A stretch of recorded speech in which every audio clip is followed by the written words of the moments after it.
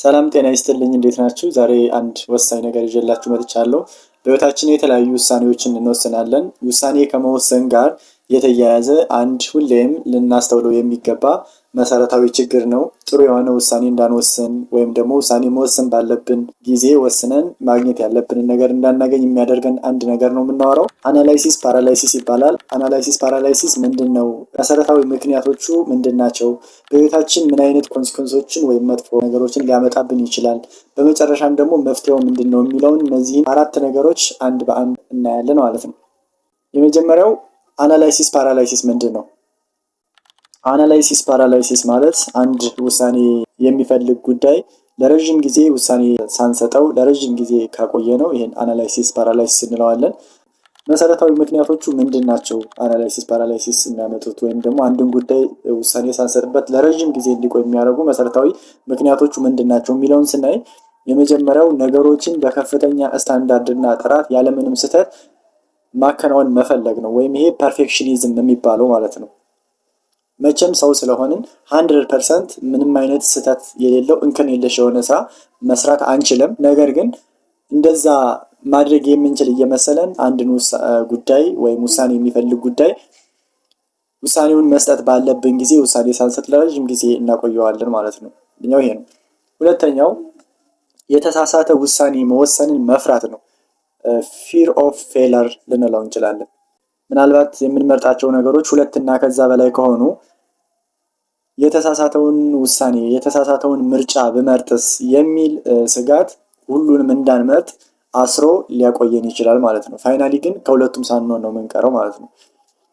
በሶስተኛ ደረጃ ሰዎችን ለማስደሰት መሞከር ነው። ምናልባት የምንወስነው ውሳኔ አፌክት የሚያደርጋቸው ውሳኔው የሚነካቸው አካላት ሊኖሩ ይችላሉ። ቤተሰብ፣ እህት፣ ወንድም፣ ጓደኛ፣ ማንኛውም አካል ሊሆን ይችላል ከኛ ውጭ አለ። እነሱን የሚነካ ከሆነ የምንወስነው ውሳኔ እነሱን ላለማስከፋት በመፈለግ ውሳኔ ከመወሰን ወደኋላ ልንልና ውሳኔውን ልናዘገየው እንችላለን። ይሄም ፒፕል ፕሊዚንግ ይባላል ማለት ነው።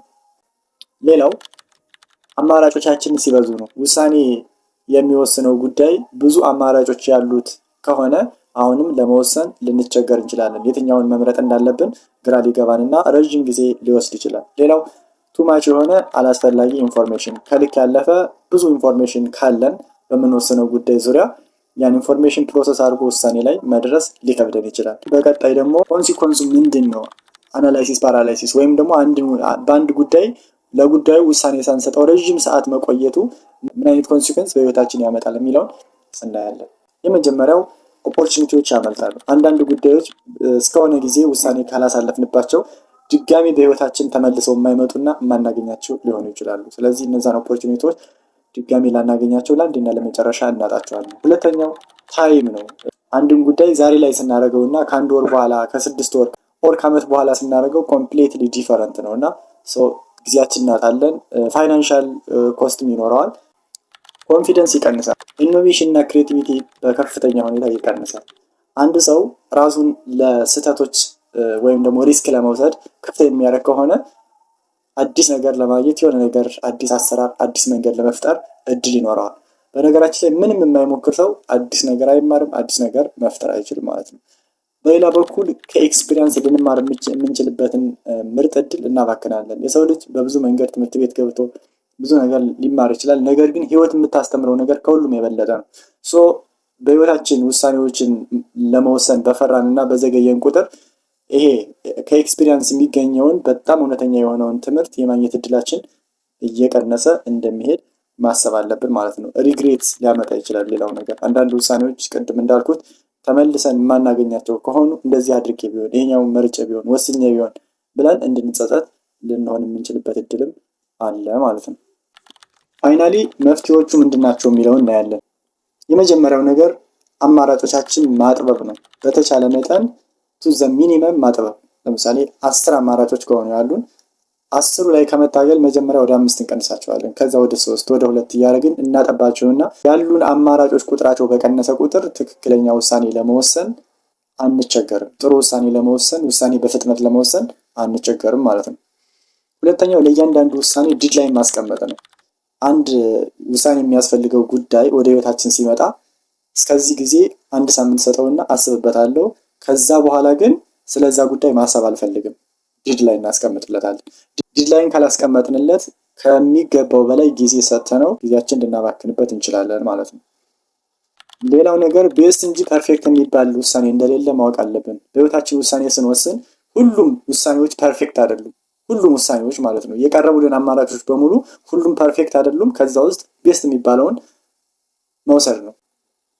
ሌላው ትኩረታችንን መማር ላይ ማድረግ አለብን። ከውጤቱ ይልቅ ውሳኔውን በመወሰናችን ከምናመጣው ውጤት ይልቅ ውሳኔውን በመወሰናችን የምንማረው ትምህርት ላይ ትኩረት ማድረግ አለብን። በጣም ወሳኙ ነገር ደግሞ ውሳኔ ከወሰንን በኋላ በዛ ውሳኔ ስቲክ አድርገን መቀጠል። ለምሳሌ ውሳኔ ከወሰንን በኋላ ይሄኛውን አማራጭ ነው መምረጥ ያለብን ካልን በኋላ አሁን ድጋሚ እንደገና ስለዛ ጉዳይ ሪቲንክ የምናደርግ ከሆነ ደጋግመን የምናስበው ከሆነ በወሰነው ውሳኔ ስቲክ የማናደርግ ከሆነ ይሄ በጣም ለአናላይሲስ ፓራላይሲስ የሚያጋልጥ መጥፎ ባህሪ ነው ማለት ነው። አንዴ ውሳኔ በአንድ ጉዳይ ውሳኔ ካስቀመጥን በኋላ እንደገና እየተመለስን ስለ ጉዳዩ ማሰብና ውሳኔያችንን መቀየር አይጠበቅብንም። አንዴ በደንብ እናስባለን፣ ከዛ መወሰን ነው ማለት ነው። ይህም ማለት 10 ጊዜ ለካ 1 ጊዜ ቁረጥ እንደሚባለው ማለት ነው። ከቆረጥን በኋላ እንደገና አስበን ድጋሚ ለመቁረጥ ማሰብ የለብንም ለማለት ነው። እነዚህን ወሳኝ መንገዶች ከተገበርን በህይወታችን በውሳኔ ሂደት የሚያጋጥሙንን ግራ መጋባቶች መቀነስ እንችላለን ብዬ አስባለሁ። መሰልና ሌሎች ጉዳዮችን ወደፊት ዲስከስ አድርጋለሁ በዚህ ቻናል። ሁላችሁም ሰብስክራይብ አድርጋችሁ ቤተሰብ እንድትሆኑ በትህትና እጠይቃለሁ። አመሰግናለሁ። መልካም ቀን።